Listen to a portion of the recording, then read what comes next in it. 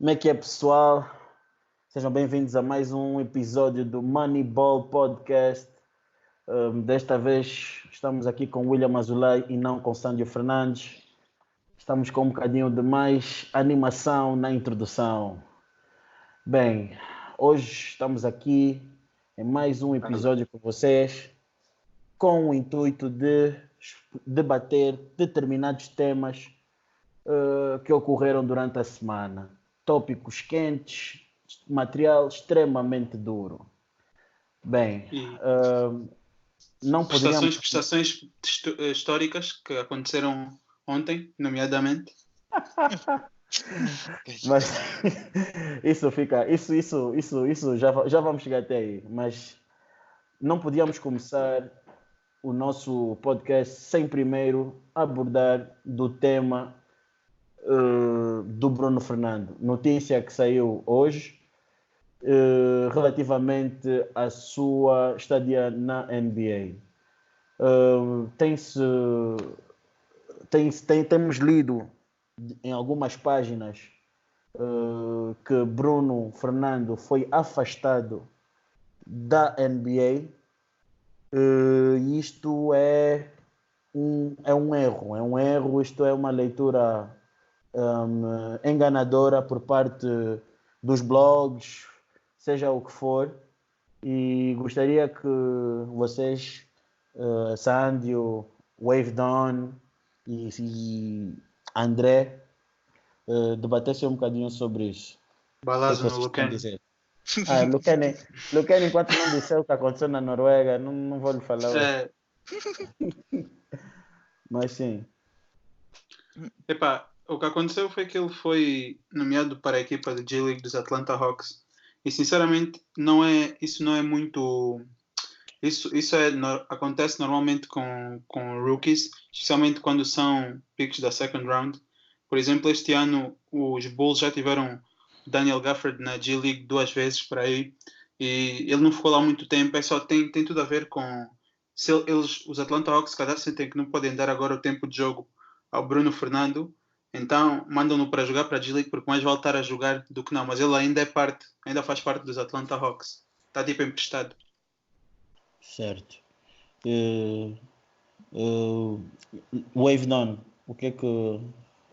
Acho que só tenho a adicionar que o jogador da second round, quando assinam o contrato, já vem lá escrito que estão sujeitos a jogarem na equipa da segunda divisão, e é, como o André disse, é muito normal, não é nada demais, o contrato não muda, o contrato é o mesmo e ele pode estar no vai e vem, dependendo do que a equipa quiser e achar melhor.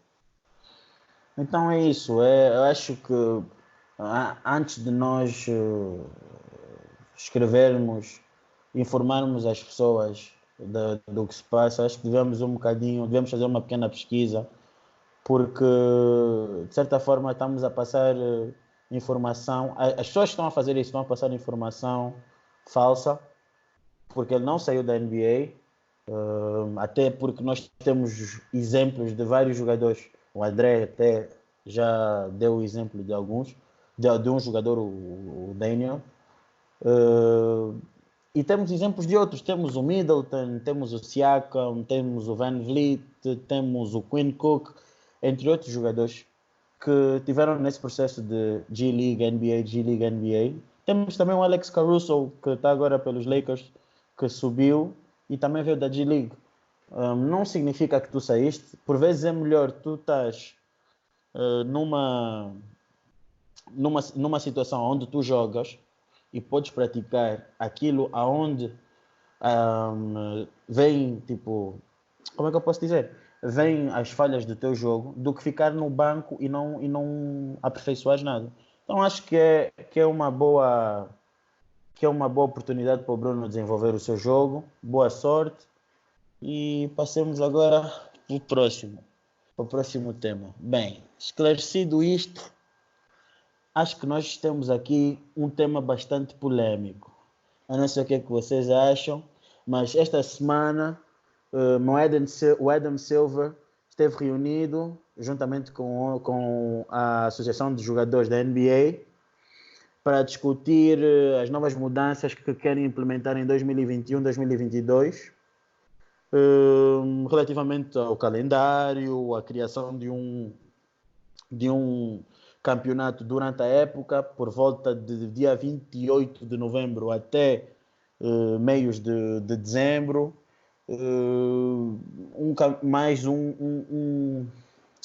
uma espécie de campeonato entre, entre a sétima e oitava seed contra a nona e a décima seed, uma espécie de play-in.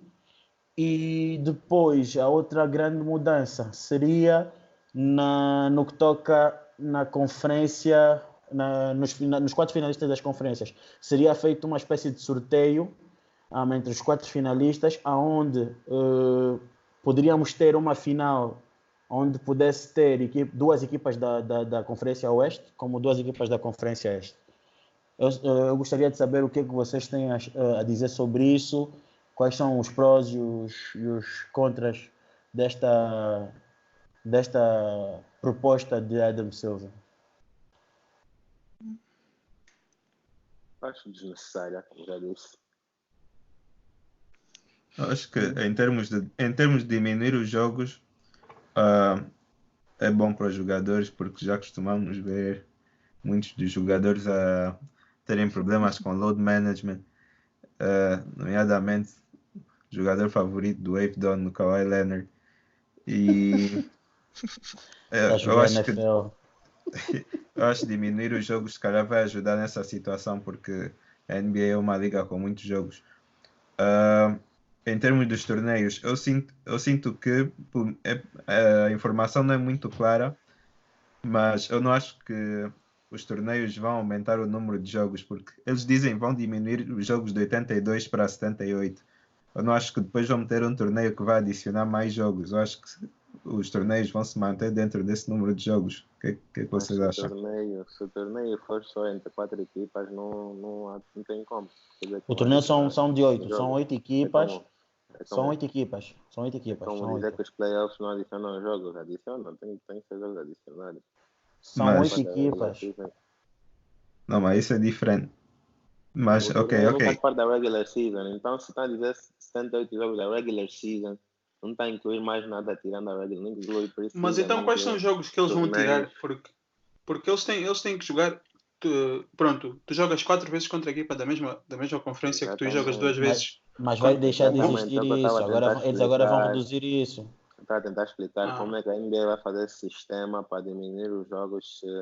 Os jogos são 82 por um motivo, não é por forma aleatória. Tem um método, então também gostaria de saber como é que eles vão diminuir os tais jogos. Pois, eu não faço a mínima ideia como é que eles vão fazer isso. A informação ainda não está muito clara, é algo que foi introduzido agora.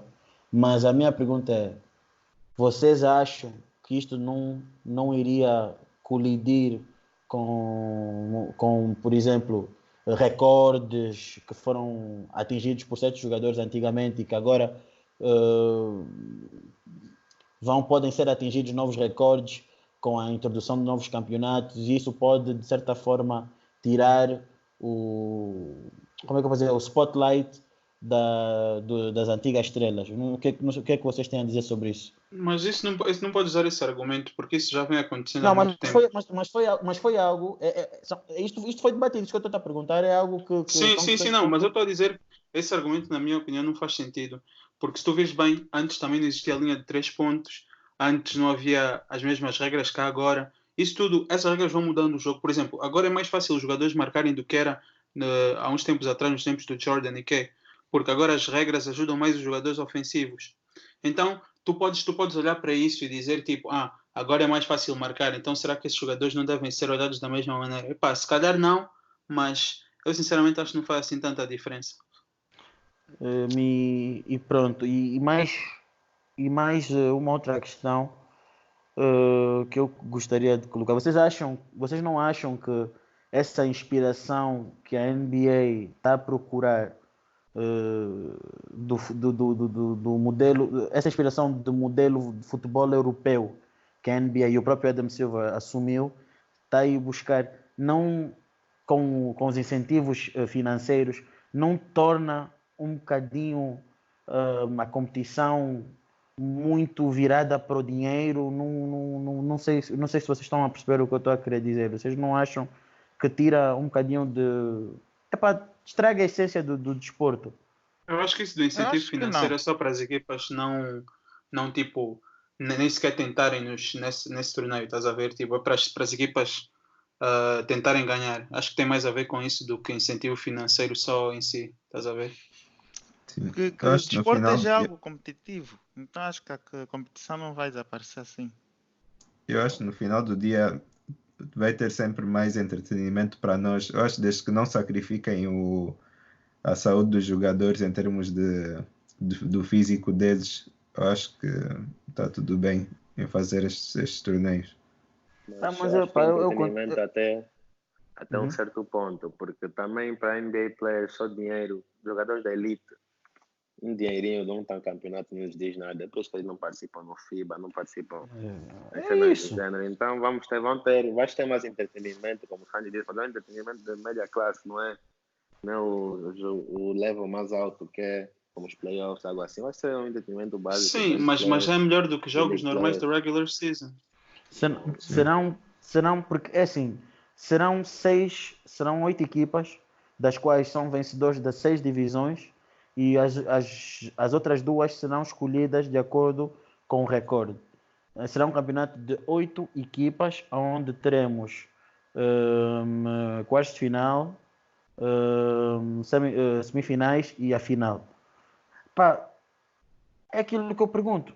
Tens esse campeonato, mas esse campeonato acrescenta o quê? Mas isso no fundo estão a roubar a ideia do college basketball, porque eles têm muito disso.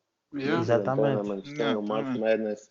Se eles conseguirem fazer algo que é do level do March Madness, compensa, mas os jogadores do college são muito mais rangos da NBA. Então eu acho que torneios que são best of one podem sempre criar histórias bué fixe, em que nem sempre, como é best of one, eu acho que nem sempre a melhor equipa vai ganhar, né? É o que acontece na NCAA também.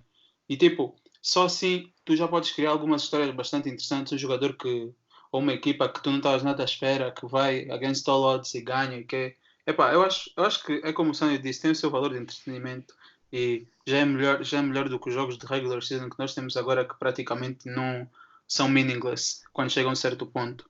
Yeah. E vocês não acham também, como última pergunta sobre este tópico, que isto de certa forma combate indiretamente com o tanking? Porque se nós estamos a criar um campeonato, por exemplo, onde já inclui a 10ª seed, não faz com que haja de certa forma um combate indireto com o tanking? Porque chega a uma altura depois dos All-Star Games, lá por volta de quê? Finais de março, meios de março, finais de março, a NBA já não tem, a regular season já não tem tanto interesse. O que é que vocês acham? Eu concordo, eu acho que é por isso que eles estão a introduzir os campeonatos, para trazer mais interesse no fim da season também. E também, como estás a dizer, as equipas estão no fim da tabela, que podem estar a tank, vão ter mais uma chance de competir, em vez de estar só a tentar melhorar as suas chances de terem uma pick alta. Tivemos mais jogos como o Denver. Então, que os Knicks tenham mais oportunidade de competir, sabe? É agora que o Sandio tira a camisa do armário. Knicks mas playoffs, não estou preocupado. Vai para os playoffs não. Mas sim. Ainda estás com sorte que não vão adicionar a segunda liga, senão os Knicks iam ser relegated. Por acaso. Mas sim, passando agora para outro tema, eu sei que vamos entrar agora aqui para uma área meio turbulenta, uma área onde o Wave Don apresenta pontos de vista polêmicos, uma visão muito controversa, mas gostaria de passar a discutir com vocês do início de partida, do início de época do Luka Doncic. Se estou a pronunciar mal o nome do homem, culpa não é minha. Relativamente à sua performance, o que é que vocês têm achado sobre o Luka? O que é que vocês têm a dizer? Muito bom jogador. Não estás a dizer tudo. Acho que não estás a Luka dizer. for MVP. Mas Não, com não muitos achas? bons jogadores há muitos na NBA. Eu não estou a ver aquela fórmula de winner nele. Luquelli, tu que estás aí perto do Luca, o que é que estás a achar? Epá, o Luka já disse, é produto do Real Madrid. O miúdo é bom. Lança muito bem. O único problema dele no ataque, o único problema dele, se calhar, é defesa. No ataque ele consegue fazer ele tudo. tem umas decisões meio questionáveis. Mas ele é o segundo ano dele, é normal isso acontecer. Mas ele já é pro há muito tempo. No entanto, de segundo ano não existe. Mas todo mundo comete há muito tempo. Mas como erros, todo mundo comete, mas consistentemente. A mostrar que o seu decision making não é o Mas melhor. você vai falar de que erro especificamente? Contra os Knicks lançou do meu campo, como o Karl Anthony Towns lançou. Também o Karl Anthony Towns vai dizer que também não tem anos na liga suficiente. Mas e aquilo foi tipo nos últimos segundos? Não, tinha tempo. Pergunta ao Sandy que estava a ver o jogo ao vivo. Tinha tempo para fazer o melhor shot. Mas foi precipitado. Foi uma má decisão. Mas acho que ele não tem o DNA para ganhar o Championship Ring. A NBA está cheio de jogadores que são maravilhosos, são fantásticos, mas ganhar o ring não é para qualquer um. Mas tu concordas com o que é dito sobre ele? O Stephen A. Smith, por exemplo, diz que faz sentido começar a comparar o Luka com o LeBron quando chegou à NBA e depois o T-Mac vem dizer que ele é o melhor base da liga com o Curry lesionado. Isso nunca vai fazer sentido, porque o LeBron, quando veio para a liga, a NBA estava num auge de basquete a ser jogado defensivamente. Era uma liga muito defensiva. E o LeBron jogou um jogador que, como nós sabemos, não é o melhor lançador, né? Então imagina o Luka Doncic a penetrar num paint com 5 gajos a darem cotoveladas, a te empurrarem. Tudo. Mas ele não precisaria disso. Não precisaria como? Por causa da habilidade de lançar porque ele lança. Yeah. Sim, mas quando tu lanças tiram dessa habilidade, vais fazer o quê?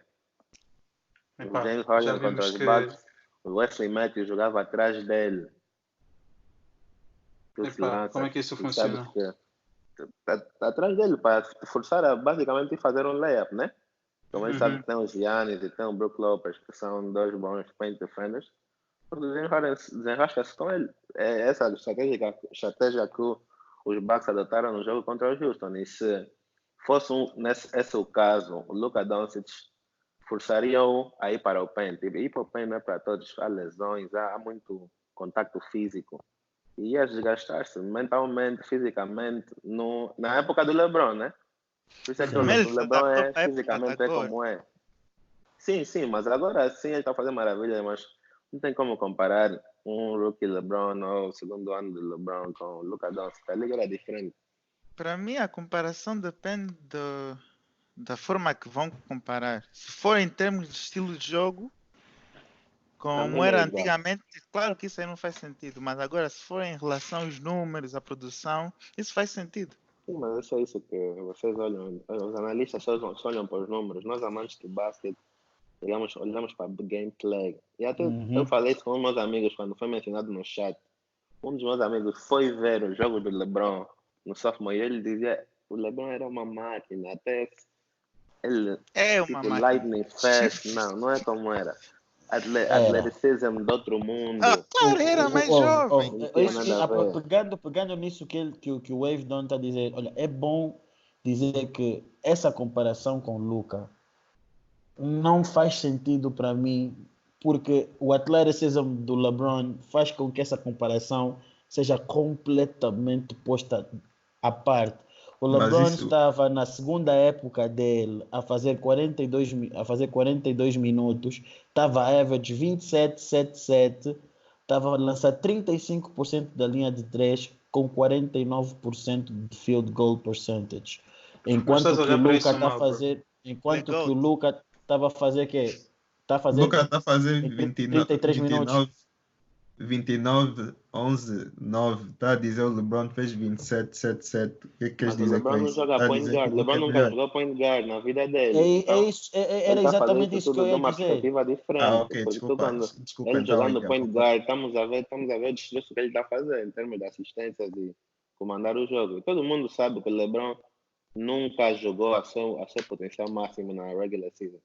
Qualquer pessoa que acompanha o LeBron sabe disso. O Luka, estou a mentir? Eu diria que em Miami ele jogou. Não, Os porque ele também não Cavaliers, jogava point guard. Não, estou a dizer um depende. termo estatístico, né? Porque ele sempre pode fazer mais rebounds, sempre pode fazer mais pontos, sempre pode fazer mais assistências. Mas não fez, porque nunca havia a necessidade assim. Nos Heat eles tinham o Mario Chalmers, que é um amigo dele. Ele quer que o Mario Chalmers continue lá. Nos Cavaliers ele tinha o Tristan Thompson. O Tristan Thompson fazia muitos rebounds, porque o LeBron também não tinha a sede de rebound, não tinha necessidade de fazer rebounds, porque tinha lá o Tristan Thompson, meu amigo. Se ele fizesse rebound, ele vai ficar aqui, vai ser pago. Por que não? Mas isso também, nunca o que tens que ver, isso acontece mesmo com todos os jogadores, porque nos playoffs é quando os melhores jogadores elevam o jogo deles. Uns elevam, outros não. Irei pegar nisso. O Luka Doncic ele agora não está a pensar, não, deixa o Dwight Powell fazer mais rebounds, porque quero que ele fique aqui no time. Achas que ele pensa nisso? Achas que o Russell Westbrook pensava nisso depois do Steve Adams ter o contrato? Isso são pessoas diferentes que fazem coisas por motivos diferentes.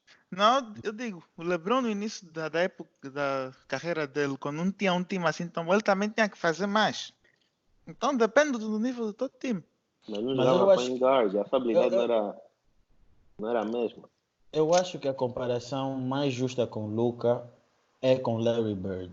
Embora não defenda tanto como Larry Bird, eu acho que normal. Assim. Eu concordo em termos de estilo de jogo. Não, põe respeito no Larry Bird. Boston tinha muita defesa à volta dele, ele era um defesa mas normal. ele defendia extremamente Larry bem. Bird Não era do nosso também, certo, mas põe um respeito no nome do Bird, mano. Não foi uma defesa normal. Não disse que não defesa normal. Não, discordo plenamente contigo. Também discordo contigo. O level da IQ do Larry Bird is off the charts. Você não tem noção da defesa que ele tinha à volta dele. Isso que temos noção, todos têm noção. Como é que não temos noção? Nós temos noção. Nós não temos, só não concordamos com tipo, tu estás a dizer que era normal, tipo. Não está a falar como se ele defendesse com alguém assim, desse gênero. Ele defende normal, ele não é uma liability. Eu vejo muitas semelhanças com. Eu acho que é mais que isso. Acho que quando dizes não, uma liability não é um jogador que foi 3 vezes all defensive team. Sim, também é um asset. Sim, para mim. Já vês. Put some Não, respect no nome do Bird. Onde eu vejo muita semelhança é no size, no tamanho na altura que eles têm, no físico. Também. Sim, a rapidez. Embora não acho que o Lucas chegou lá em termos de habilidade de passe, também acho que o passe está lá, o IQ, tem um bom high release point, o uso dos pick and rolls muito inteligente e principalmente na forma como ele consegue muitas das vezes montar a jogada ao ponto de freeze o help defender, ao ponto de conseguir desmarcar o jogador que está no canto e fazer o passe para o canto, que muitas das vezes facilita shooters como o Hardaway, como o Harrison Barnes, e pronto. E isso é uma jogada semelhante que existe entre os dois. Acho que é mais por aí onde eu vejo semelhanças. Mas LeBron, não vejo LeBron ali. Eu vejo que é como o Lucani disse, em termos de produção. Em termos de produção, os números são parecidos. E em termos de estilo de jogo, eu acho que é mais o Larry Bird. Mas agora, a minha pergunta é, eu sei que isto pode trazer um bocadinho, Luke e Trey. Rapidamente, Luke e Trey. Trey tem um DNA. O que vocês acham que o Trey tem, que o Luka não tem? O que o Luka tem, que o Trey não tem? É que o Trey Young é pass first. Tu vês o Trey Young a jogar, ele é um pass first point guard. O Luka é um scorer. E mesmo assim, os números em termos de scoring... Eu acho que o Luka does it all. Mas acho que é mais completo. Os dois acho does it all. E acho que também um dos problemas com o Trae Young é que, devido ao tamanho dele, é mais fácil para ele encontrar problemas no futuro do que... Porque, quando é assim baixinho, a não ser que sejas tipo Patrick Beverley, ok, também nunca vais ser muito bom defensivamente. Então, acho que só aí... Muitos grandes, nunca foi bom defensivamente. tá bem, mas o Steph Curry é o melhor lançador de todos os tempos. Trae Young pode vir a ser também, que ele é muito melhor que o Steph quando o Steph começou. Muito melhor. O Steph acho que nunca lançou abaixo de 37% de triplo. Nem no college. Não, isso mudar. Liga a mudar agora. Antigamente não davam tanta green light para lançar. A correção, o Steph nunca lançou abaixo de 40% de triplo. eu acho que esse statement que o Trey pode vir a ser melhor que o Curry é bem discutível e bem arriscado. Tem tudo para ser melhor que o Curry. O que é que o Trey não tem para ser melhor que o Curry? Sim, ele tem. Mais saúde. E saúde? Isso aí. O Steph também não era saudável? Não, tem mais saúde. É isso que eu estou a dizer. Tem mais saúde. Sim. Tem mais saúde, tem mais passe. É melhor com dribble. É melhor com pick and roll. The shots about the same. Não. Sim. Não, it's not about the same. Não pode. O Steph Curry começou a fazer depois da primeira MVP season. O Trae Young está fazendo na sophomore season. Tá bem, mas o jogo mudou. Antes, quando o Steph Curry fazia esses lançamentos, ele foi o primeiro jogador a fazer esse tipo de lançamentos. Antes, se tu viesse um lançamento assim, tu ias para o banco. O teu treinador ia para o banco. Tá bem, o Steph tem um impacto indiscutível na NBA. Mas tá bem, mas ele pode vir a ser o melhor Steph Curry. Reggie Miller também foi um revolutionary shooter, mas Ray Allen foi melhor que ele. Eu só acho que os números que o Curry apresentou até hoje, essa estatística de nunca ter lançado abaixo de 40%, a maneira como ele mudou a liga, ele e os Golden State, eu acho que, não estou a dizer que é impossível, mas acho muito pouco provável ele chegar ao nível do... Não, mas está dizendo a nível de jogador, lançamento. Gameplay. Não, jogador, não em termos de... Como é que eu posso dizer? Tipo, greatness, né? Sim, não em termos de greatness. Só dizer só ele como jogador pode vir a ser melhor que o Curry, mas o impacto do Steph ele é o melhor jogador dessa década, eu digo, pelo seu impacto na liga. Então, eu não gosto do Steph, mas foi o jogador que mais teve um impacto no basquete. Não, foi o jogador que teve mais impacto no basquete. Ele mudou o basquete, Luqueni. Não pode mas não quer dizer que é o melhor jogador. Não, disse foi o maior, não o melhor. Maior, ok. Sim, foi o que teve mais impacto no basquete. Ele mudou o basquete totalmente. Pelo menos nisso estamos... Pelo menos nisso estamos de acordo. O Trae Young pode ser melhor, não maior que o Curry. Aí está. Pelo menos nisso estamos de acordo. Agora, pondo um pouco a polêmica de lado, uma discussão muito rápida para fecharmos o segmento. Relativamente ao Carmelo Anthony, foi noticiado a semana passada da volta dele pelos Portland Trail Blazers. E eu gostaria de saber, dentro dos 3 jogos que ele já fez pelos Trail Blazers, o que é que vocês acham? Se foi um erro, se acrescentou alguma coisa, se mudou alguma coisa, se dura até o final. Queria ouvir os vossos pontos muito rapidamente. Não tem sido muito bom. Avisei episódio passado que isso não ia mudar nada. Não mudou mesmo nada. Isso é culpa do treinador, não é culpa do Carmelo. Ele devia usar o Carmelo como ele é um small forward e dividir os minutos dele com os minutos do Rodney Hood e buscar um power forward que faz mais rebounds e é mais defensivo. Mas eles estão com medo de lesões. Eles perderam a mim. O problema dos Portland não é defensivo. Então foram buscar o Carmelo por quê? Também estão até struggles. Estavam até struggles. Portland está muito mal. Eu não sei se os Portland estão... Então, a Sam Whiteside, mas reclamam de paint presence. Eu não percebo aquele treinador. Eu vou dizer uma coisa. Eu acho o Hassan Whiteside uma anulidade ali. Aquele gajo... O que é que achas? Eu no outro dia vi um vídeo sobre o Hassan Whiteside, em que era um vídeo a provar que ele só joga para as estatísticas, em que foi uma cena tipo, ele ao intervalo tinha tipo 5 ressaltos, e isso para o Hassan Whiteside não é muito, né? 5 ressaltos no intervalo. Voltou, ganhou tipo uns 13 ressaltos, não fez mais nada o jogo todo, acabou com 18 ressaltos. Tu olhas para o box score e ficas tipo, jogou bué. Mas depois tu vês o jogo, vês tipo os highlights, e ele a não fazer nada sem ser tipo cherry pick para ir buscar os ressaltos. Mas sim, esse vídeo. Acho que ele se põe na Fantasy League dele. Mas o que é que tu estás a achar, Sérgio, do Carmelo? O Carmelo é assim, é como o Wave Don disse, e acho que o André também disse que não era o que eles estavam não o que os Blazers estavam a precisar. Ele, óbvio que é uma boa adição se precisassem de scorers, marcadores, mas não era necessariamente o que eles necessitavam mesmo nesta altura. Pelo jogo dele que eu tenho visto, ainda vejo se calhar um pouco de como é que eu vou dizer, se calhar preguiça. Está ele ter fora do jogo durante muito tempo, só em workouts, não vês o movimento à mesma velocidade que os outros jogadores, mas ele vai chegar lá. Mas mesmo assim eu acho que os Blazers ainda estão a precisar de um power forward mesmo que vai ganhar ressaltos e que vai proteger o garrafão. Eles Ele também não jogou problema. mal. Ele não jogou mal.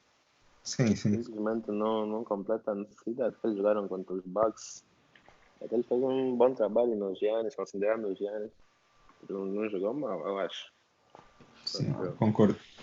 Também gostei dos vossos pontos. Acho que, de uma forma resumida, o Carmelo Anthony está a trazer aquilo que o Carmelo Anthony traz, mas se calhar não está a acrescentar aquilo que os Portland realmente precisam. Se é a culpa dele, se é a culpa do treinador, isto já são outros pontos para debater no outro dia de forma mais aprofundada.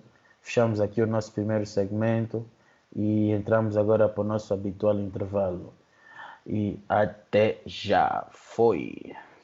E voltamos do nosso habitual intervalo. Trazemos para vocês, neste segmento, bons temas para a continuação do nosso debate de temas semanais de NBA.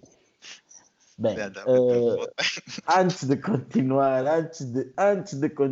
gostaria de dar a palavra aqui ao nosso André, porque ontem presenciamos uma das belezas de ver basquetebol e foi justamente no final do jogo dos Hornets contra os Chicago Bulls. André, o palco é todo teu. Ontem tivemos uma performance histórica do Zach LaVine. Acho que falo por todos aqui na chamada que ninguém estava à espera que ele fosse chegar aos pés do Curry e do Klay Thompson, dois dos melhores lançadores de sempre, e fosse estar tão perto do recorde deles e igualar o do Curry de 13 triplos no jogo. E basicamente o que aconteceu no jogo foi, no início os Bulls começaram bem, como é sempre, depois chega ali terceiro, quarto, a outra equipa vira. E o Zach LaVine já estava hot o jogo todo, já estava a acertar bem de triplos e basicamente os Hornets cometeram muitos erros no último minuto. O maior de todos foi depois dos Bulls acertarem um triplo para o jogo ficar a 2 pontos de diferença. Na inbound, o Devontae Graham perde a bola, ele é triple team e perde a bola vai para o LaVine corre para a linha de triplo, lança e os Bulls ganham. E basicamente eu só quero enaltecer que havia alguns fãs dos Bulls que estavam a dizer que se calhar devíamos trade o Zach LaVine, e eu sinceramente acho que ele não é o problema. Enquanto tem muitos problemas defensivos, eu acho que ele no sistema correto pode ser um dos melhores scorers da liga, e muitos parabéns ao Zach LaVine pela performance. Então, a tua emoção, mas qual foi a tua emoção naquele momento ao ver 13 triplos? Chamaram a polícia. 13 triplos. Ele não foi do Accessor ainda, do André. Ainda não falei com os meus vizinhos, ainda não os vi, mas espero que eles não tenham ouvido não estivessem em casa, porque devo admitir que foi um momento bastante emocionante. Quase tão emocionante como o buzzer beater de Derrick Rose contra os Cavaliers. Então basicamente estás aqui a querer dizer que chegaste a ter um orgasmo, Brasil. Um orgasmo, né? Don't November and that, you know. Don't do that. Pelo menos o André tem algumas memórias. Sandy, e tu, alguma memória dos Knicks? Estou aqui a ver os Knicks a ganhar e os Brooklyn. Essa é uma memória bonita, vou dormir bem hoje. Ganharem, tá a perder de 8. Não, acho que está a ver mal. Está 61, 56. Brooklyn André, Nets estão a ganhar. André, no fim do jogo, aliás, no fim disto, meta aí uma imagem do resultado da vitória dos Knicks. Para não dizer eu estou a ver maluco. O mérito dos Knicks esse ano foi ganhar o Kings 2 vezes. Mais próximo. Passemos para a discussão de equipas a sério. Entramos agora para o jogo. Para mim foi um dos, porque também teve o jogo dos Clippers de Boston, mas entramos para um dos melhores jogos que eu vi desta semana, que foi exatamente o jogo Clippers Rockets. Gostaria de saber as vossas opiniões, e quando falo opiniões quero mesmo que vocês sejam bem profundos na vossa análise, quer seja no James Harden, no Westbrook, no jogador que joga basquete mas está com o calendário da NFL, do Paul Review das George. finals. Exato. Então, o que é que vocês têm a dizer sobre esse grande jogo? Calma só, vocês já estavam a discutir. Vocês já estavam a discutir qualquer coisa no outro dia, não querem aqui explicar ao público o que é que estavam a discutir. Não, mas isto tem a ver com o jogo, isto vai ser inserido. As faltas do James Harden, que supostamente o William odeia. Não, isso vai ser inserido. Vamos ainda começar com a parte mais pacífica. Mais geral. Então. Um bom jogo, o James Harden mostrou outra vez que é o melhor jogador ofensivamente na NBA. Ao nível do Kobe Bryant. Em termos de scoring, está a mostrar que está no nível dele, sim. Acho que não respeita, mas o Kobe, como todo mundo sabe, fazia nas duas, na defesa e no ataque, não é só ofensivamente. Sim. Então, acho que não respeita, né? Mas sim, o James Harden contra Double Teams, Kawhi, Paul George, Patrick Beverly, Paul George, não o impediu de fazer os seus habituais 35 plus pontos, 4 assistências. E até acho que a Double Team só está lhe tornar mais eficiente agora, tirando hoje, né? Mas mesmo assim está eficiente. Mas não achas que o Westbrook nestes grandes jogos ajuda pouco? Por exemplo, hoje tivemos o jogo Houston contra os Dallas. Eu não senti muita ajuda do Westbrook. Acho que hoje o Westbrook fez a sua parte. Por acaso acho que o Houston hoje perdeu porque nos triplos tiveram horrorosos. O James Harden 2 for something. O McLemore jogou muito bem contra os Clippers. Hoje não conseguiu acertar nada. Então, o Houston, como depende muito do 3-point, quando o 3-point não está lá, não, ele sabe muito bem qual é o papel do Westbrook. E acho que o Westbrook não é ocupado por isso. Acho que o Westbrook até ainda vai lhes ajudar no futuro, porque ele traz muita energia, isso pode ser contagiante.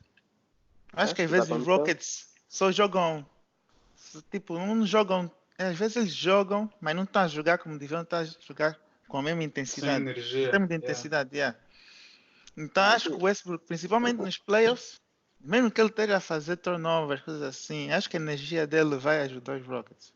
Mas vocês não acham que os Rockets têm um pensamento de jogo um bocadinho errado? Mas pelo menos é o que eu acho. Porque eles querem ganhar o adversário sendo superiores ofensivamente, mas nunca preocupando-se com o aspecto defensivo. Vocês não acham que, Discordo. por exemplo, o jogo foi um pouco defensivo. Não digo. Eu acho que o jogo contra os Clippers, defensivamente, eu não posso reclamar. Mas eu estou a falar isso tendo como base os outros jogos, porque eu estou a focar-me no jogo dos Clippers e Rockets, mas ao mesmo tempo estou a ver o que é que os Rockets fizeram até aqui e nos jogos que tiveram dificuldade, qual foi o erro e qual pode ser um possível erro deles quando estiverem nos playoffs. Eu acho que muitas das vezes eles estão tão preocupados em ser superiores que a outra equipa ofensivamente, que defensivamente deixam um bocadinho a desejar. Por exemplo, hoje eu não gostei muito da defesa feita, mas pronto, eu não quero sair muito do tópico, já estou a fazer isso, mas pronto, era só esse pequeno reparo. que é que vocês acham? Há lapsos, houve o lapso do jogo contra as Wizards, né? Marcaram 100 e tal pontos, 145, mas acho que overall eles têm um bom recorde. Depois deste jogo foram num streak, não sei quantos jogos têm a ganhar. Mesmo hoje, o Luka não é o homem, não é? O Luka estava já 1 contra o PJ Parker, que é overrated na defesa, mas o problema não foi a defesa, foram os 3-pointers, não estavam a cair. Se os 3-pointers caíssem, open shots, estavam a falhar, tudo a falhar. Acho que seria um jogo mais divertido. Mas acho que efetivamente eles não estão assim tão mal, não, então não ficam onde vão se preocupar. Mas pronto, focando mesmo agora no jogo, desculpem por ter saído um bocadinho do tópico. O que é que vocês acham que levou com que os Rockets não ganhassem o jogo? Porque houve momentos do jogo que os Rockets tiveram a liderar. Rockets é sempre a mesma história. Eu estou aqui em Houston. Jogam muito bem durante os primeiros 3 quartos. O jogo está próximo, último quarto. Quando está próximo, eles vão perder. Não deixa a ver com isso, como o Kenny está falando. Jogaram bem também no último quarto. Mas aquilo era os Clippers, era o melhor jogador na liga com a bola no último possession. Não tinha nada a fazer ali. E sem dizer que é um bocadinho difícil tu queres defender os Clippers quando eles têm como closing squad PG, Kawhi, Lou Williams, Montrezl Harrell e quem era o outro? Só se fala, naquele jogo só se fala do Lou Will e do Kawhi, mas o PG teve um turnaround 3-pointer no corner. Pois. Sim, foi ridículo, colocou 2 pontos. Absolutamente ridículo aquele triplo, nada que possa fazer aqui. Mas não sei se tu reparaste, o Doc Rivers tem montado muito boas jogadas quando perde normalmente desconto de tempo. Tem montado muito boas jogadas para esse tipo de jogadas. Já contra os Celtics ele fez a mesma coisa. E o Paul George é muito eficiente nesse tipo de jogada. O Doc Rivers é um treinador Hall of Famer, discutivelmente. Acho que é uma das vantagens que eles têm sobre os Lakers. É o Doc Rivers também, porque pela experiência, pelo conhecimento por tudo que ele já fez, acho que ele vai ser um fator muito importante. E sim, tem razão, as jogadas estão on point, defensive game plans também estão sempre on point. E depois, os Rockets, a jogada em que o James Harden foi double teamed e ele passava a bola para o Westbrook para ele lançar um triplo aberto, por que é que não pediram timeout nessa situação? Tinha um timeout disponível. Isso também é culpa do Westbrook. Não, eu não acho. É um bom shot. Tipo, o Westbrook não é o melhor lançador de triplos. Mas se tu tens aí um shot open, como é que vais pass out? Como é que vais... Não estou a falar nessa situação exatamente. Não pedir timeout antes disso. Mas para quê? Se eles jogam bem nessa coisa assim. Um timeout para o James Harden jogar one-on-one. Também não podes esquecer, quando chamas um timeout, também estás a dar oportunidade para outra equipa montar um esquema defensivo. Exatamente. Não é só tu.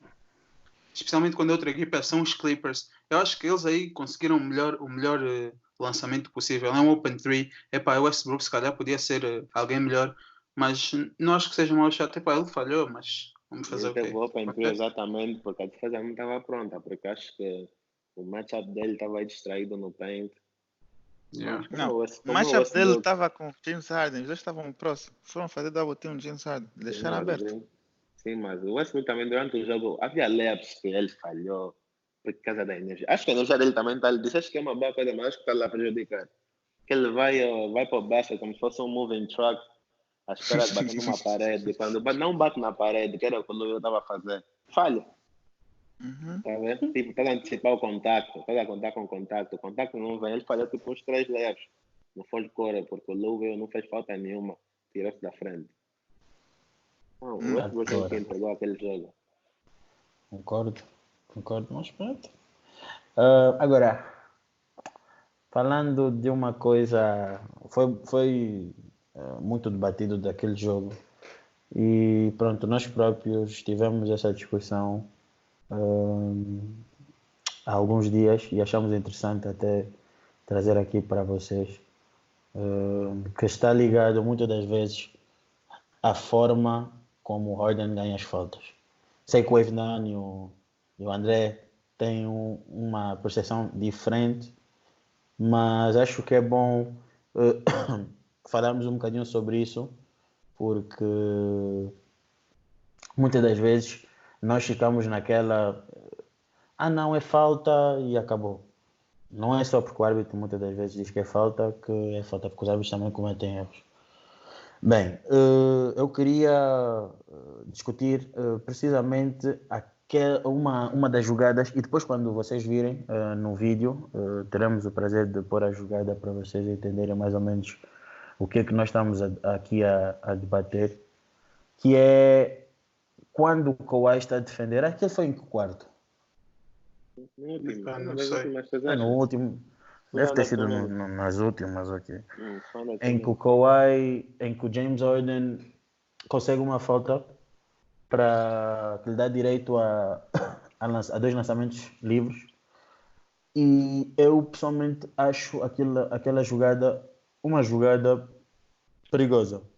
Perigosa e faltosa ao mesmo tempo. Sim, perigosa porque o Kawhi Leonard põe a mão dele na cintura do James Harden e pode causar uma lesão para ele próprio e não devia fazer isso. Ok, aquilo que eu te disse.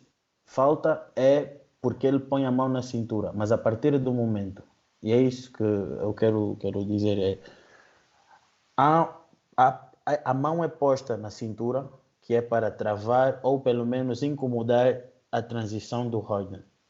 Mas o James Harden, apesar de ser um jogador muito inteligente, eu acho que nesse tipo de jogada é uma ação perigosa, que ele prende o braço do jogador ao ponto de o jogador involuntariamente, quando o James Harden faz a tentativa de lançamento para o cesto, tem a mão do jogador e seja assinalada a falta. Ora, isto para mim é uma ação faltosa. É uma ação faltosa por cima de uma ação faltosa.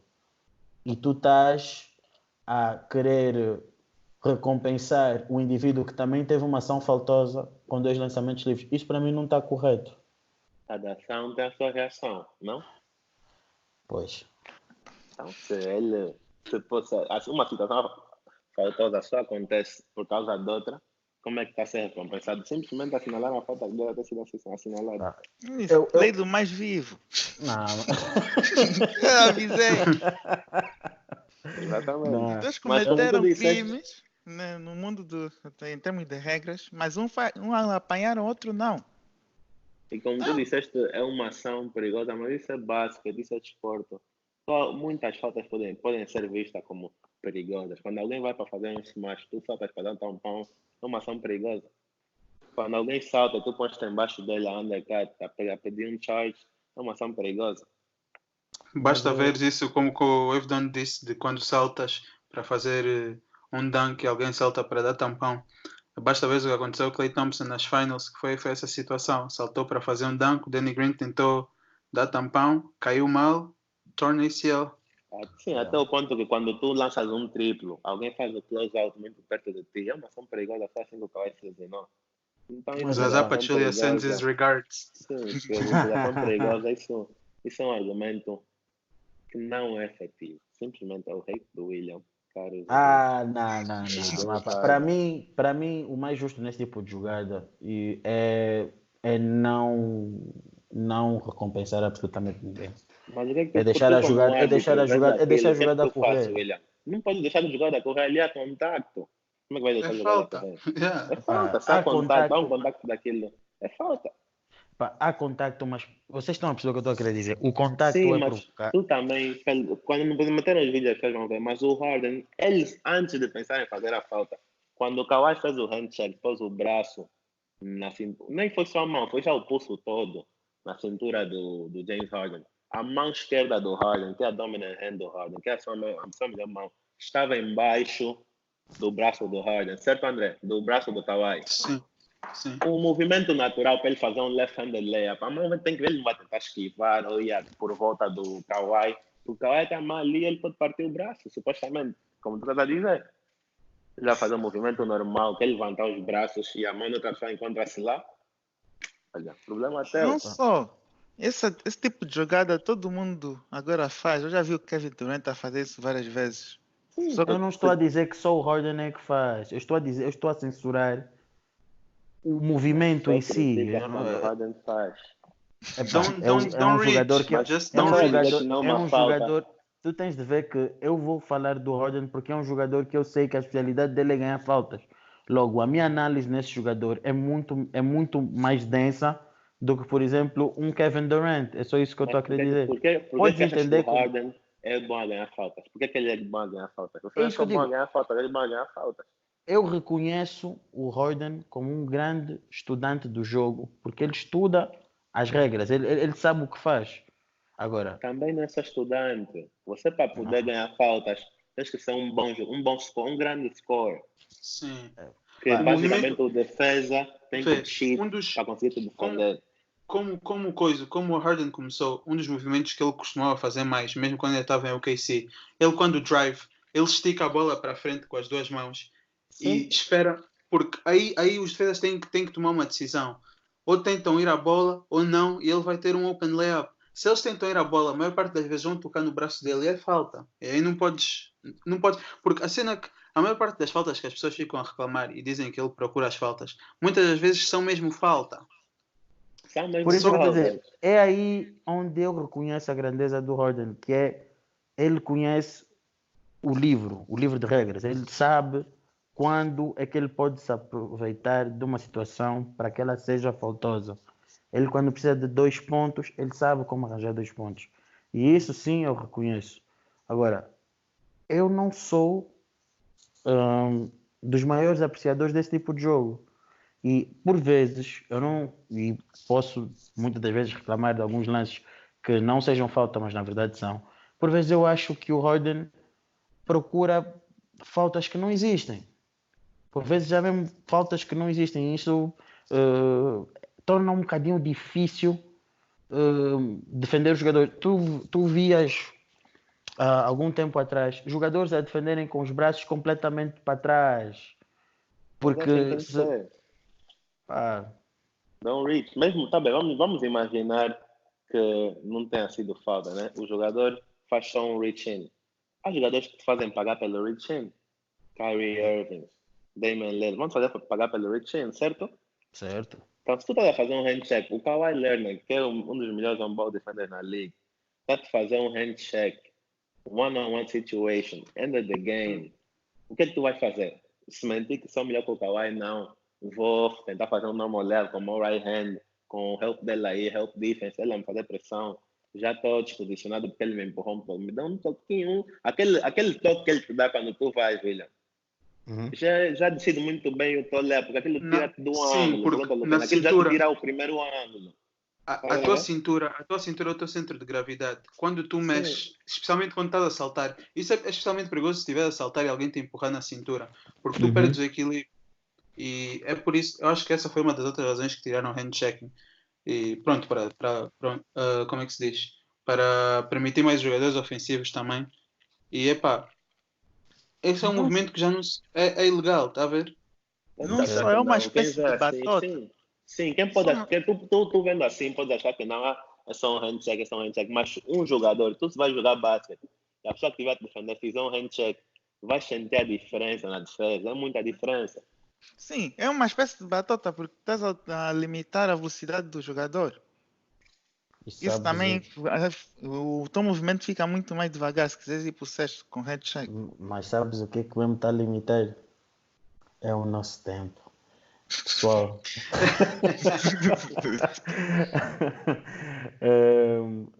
estas foram as análises dos nossos hosts aqui sobre os temas mais sonantes da NBA ao longo dessa semana.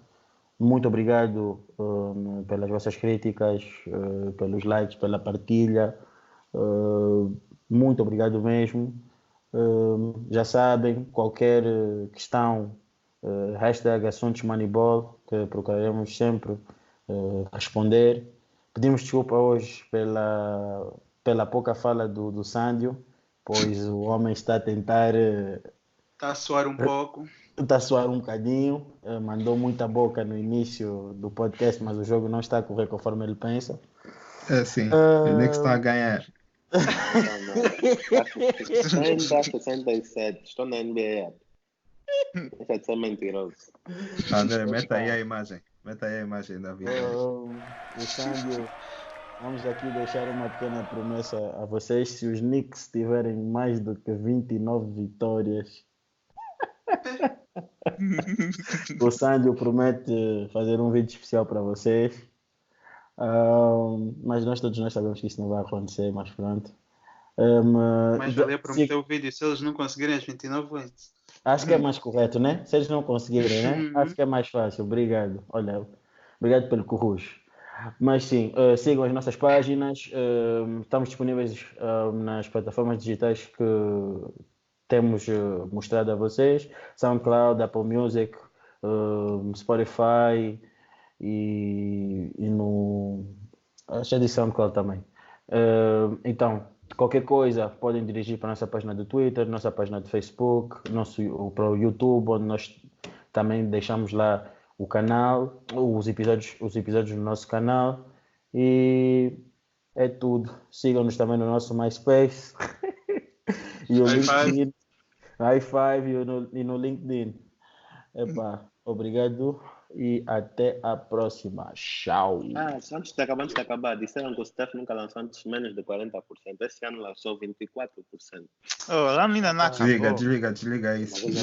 Olha, mas antes de acabar. Deixa ela disso. As páginas têm que parar de escrever à toa e têm que começar a ser mais credíveis na sua informação. Bruno Fernando não saiu da NBA. Volto a dizer, Bruno Fernando não saiu da NBA.